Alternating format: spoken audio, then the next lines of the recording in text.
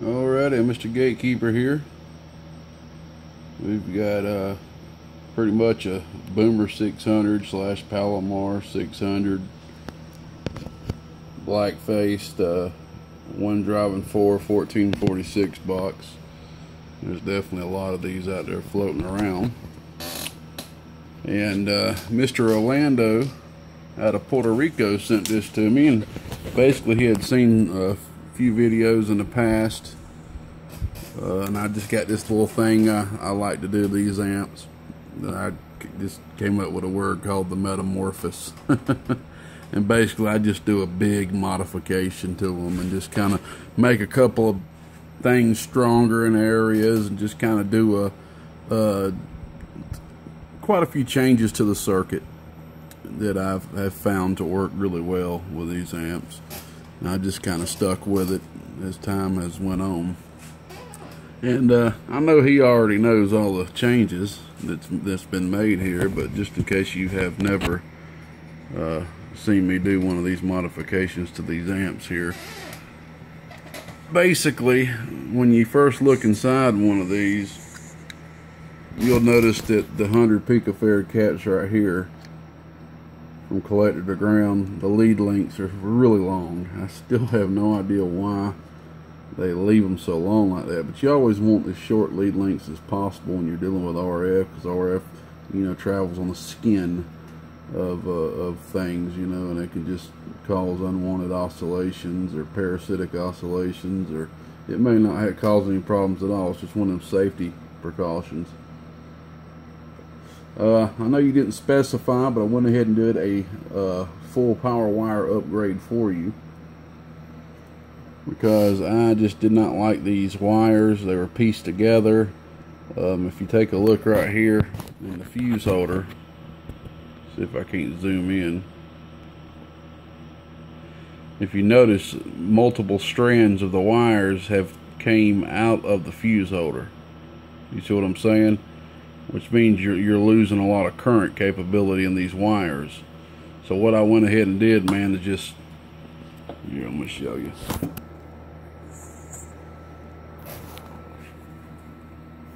Let me put this wire next to this wire.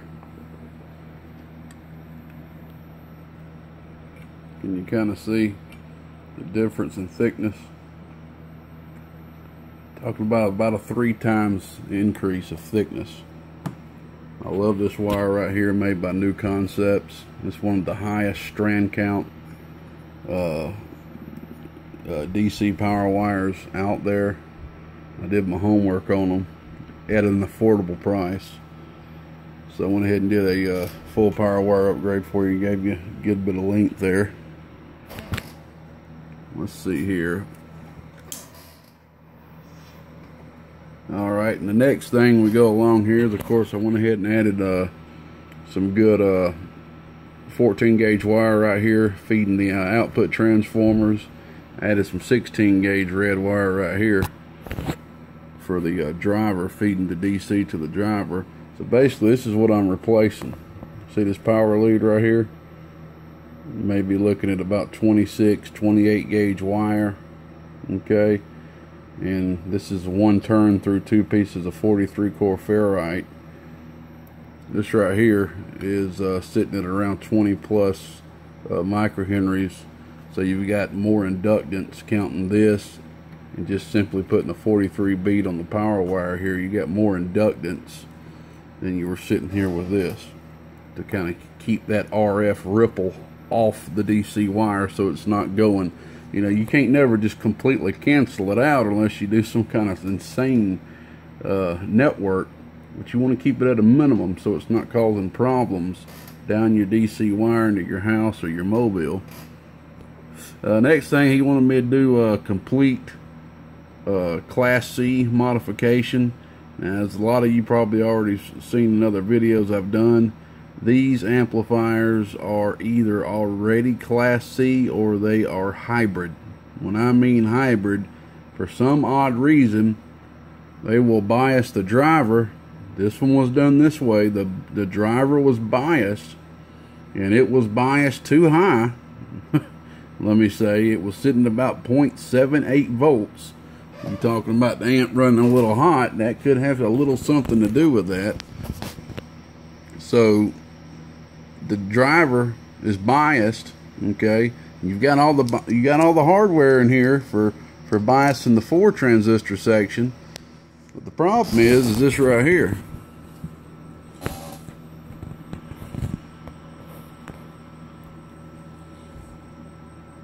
These choke right here. Soldered to the back of the transformer to ground. Soldered to the back of the transformer to ground. That choke right there completely cancels out the bias. And the transistors are not biased. It is at 0 bias at that point, even though you do have a bias voltage going through these ferrites to each individual base. Now, if you wanted this to be AB biased, if you wanted it to be biased, B biased or AB, I got it set at AB, but once it heats up and starts creeping down around B, but we won't get into all that. If you actually did want it to be a full-blown biased amplifier, then you would need to remove these chokes. If you want to, you could just solder them and pull them back. Then you'll be biased. I have no absolute idea why they release these amps this way. When I first got into building amps and repairing amplifiers, I was actually taught the wrong way, and I used to bias amplifiers this way, having my input of my input transformers grounded, thinking I was biased, but I wasn't. And I mean, I was out there on sideband on some bands that I should have been talking sideband on with a linear biased amplifier, but even though nobody ever called me out on it, I thought I was biased, but I wasn't. So he wanted me to go ahead and do the full Class C conversion, which I did. I went ahead and removed all the hardware, which consists of this right here. Just to kind of organize everything so you can see for any future reference. Right here. This is all the hardware for the biasing. Okay, so all that was removed for you. I went ahead and did put a stronger 100 puff 100 picofarad cap on the output right here. Went ahead and put a DM19. They have DM15s on there. I mean, which is fine. They're just 41446s, but you know, still just to be safe, I want, you know, put one that can handle a little bit more current. The same voltage, it can just handle a little bit more of that current. Went ahead and added your feedback circuits here. It comes with a feedback circuit on the driver,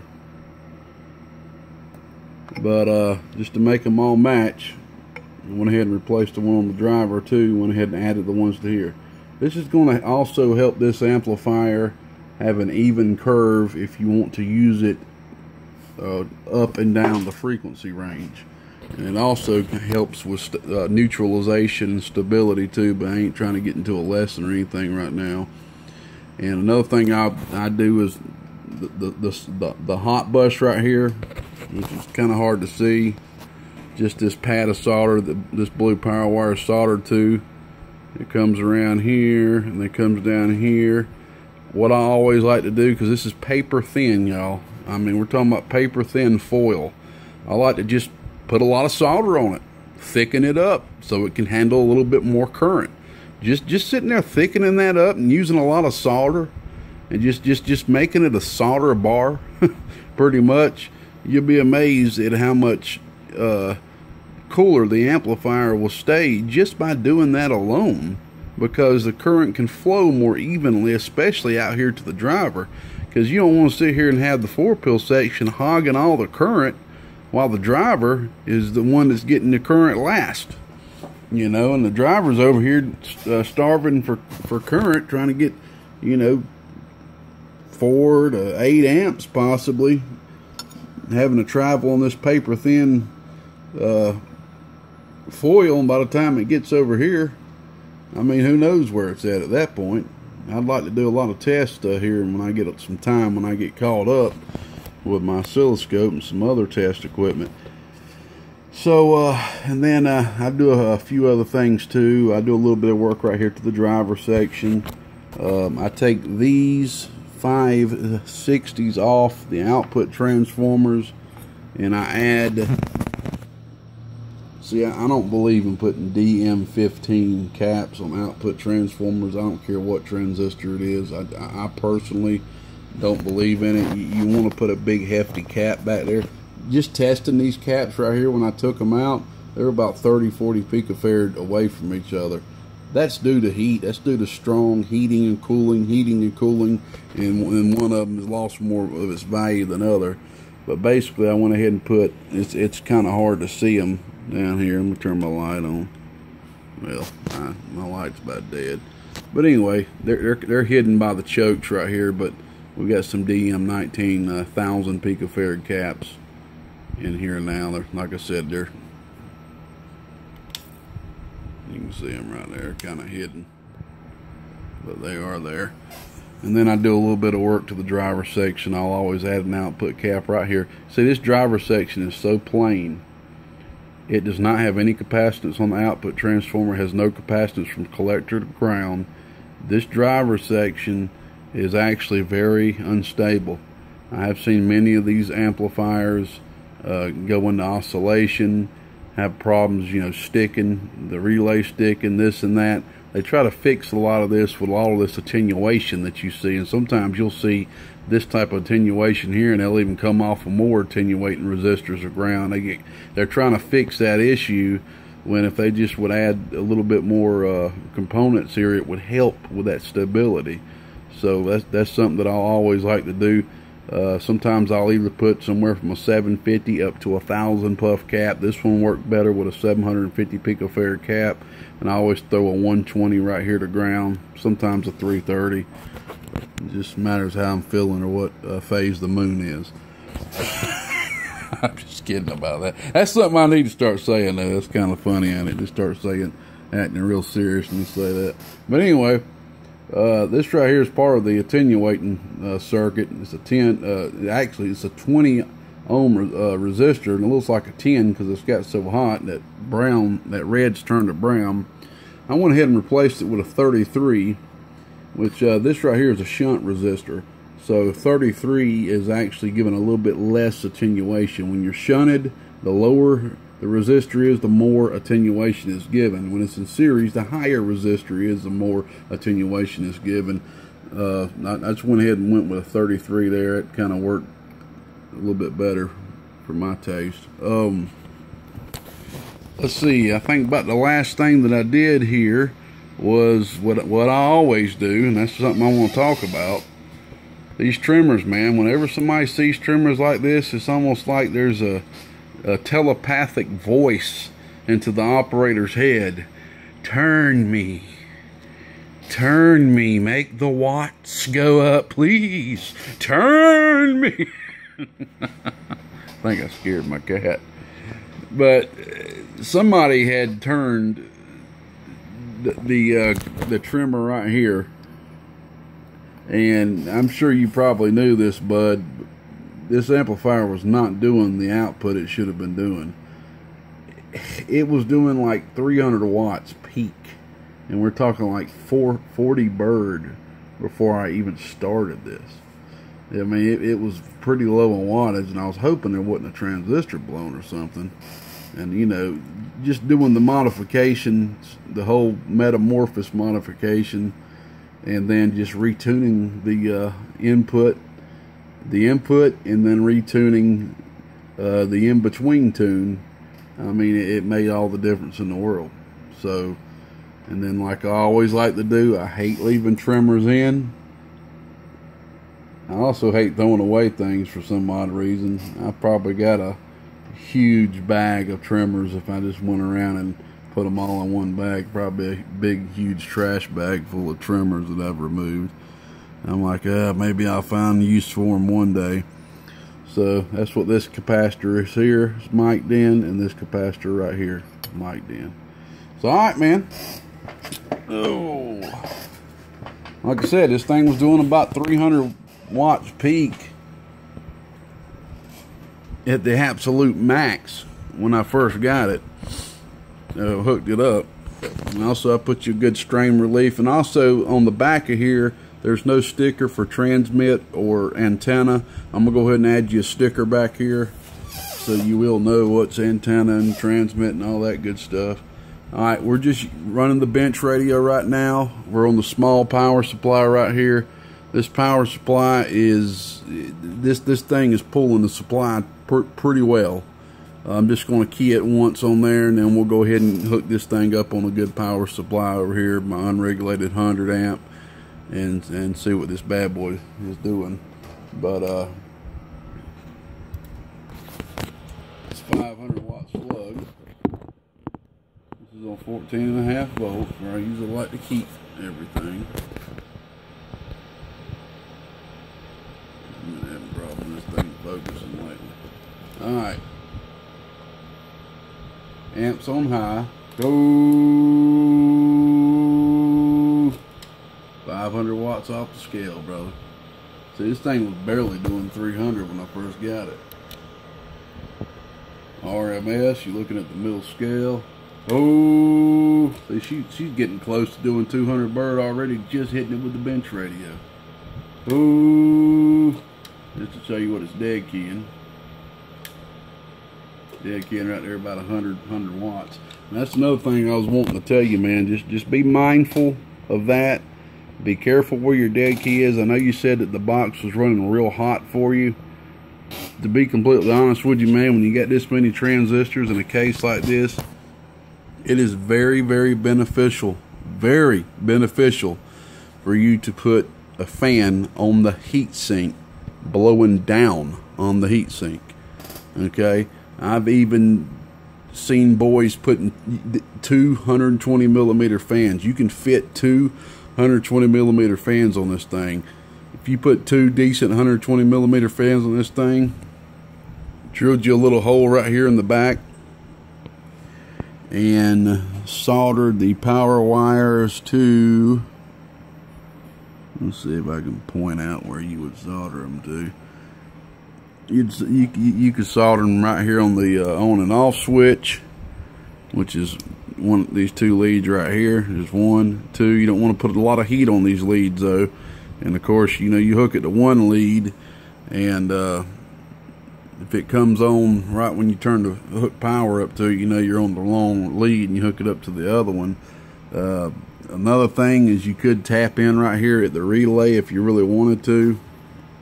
If you can get down here, you see this resistor right here where the stripe is. If you could get down and solder a wire to this side of the stripe of the resistor right here, this right here only gets power when you turn this on, when you turn your switch on. Or I've even seen some people, they'll drill and put a switch somewhere and just run power to the switch and have it like that. It's very beneficial, man, to add a fan on this thing. It will get hot. It really will. Oh, let's take a look at the input reflect. This thing had about a watt, a little bit over a watt, before I had to sit there and retune the input. Oh yeah, now it's virtually flat right there, right at flat. I mean, I know we got some attenuation here, but I checked it out without the attenuation, and it's just about 1/4 of a watt, which is real good. Oh yeah, just a little bit of movement. It's hard to get a tune that good. All right, give me one moment. We will hook this bad boy up to my big power supply over here. Just let you see what it's going to do on the top end there. Right now it's doing over 500 watts peak, about 160 or so RMS. Just hitting it with a 4-watt radio. It's doing about 20 peak watts. Alrighty, real quick, man, we got it on the 100 amp supply, and I have hooked up the hot radio now, so we're driving about 8 watts RMS into it. So we're going to see a little bit more bird. Not too much, but a little bit more.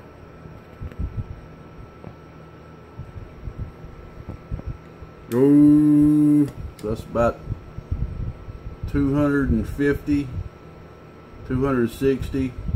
That's about close to 100 watts increase on the RMS. PEP. Oh,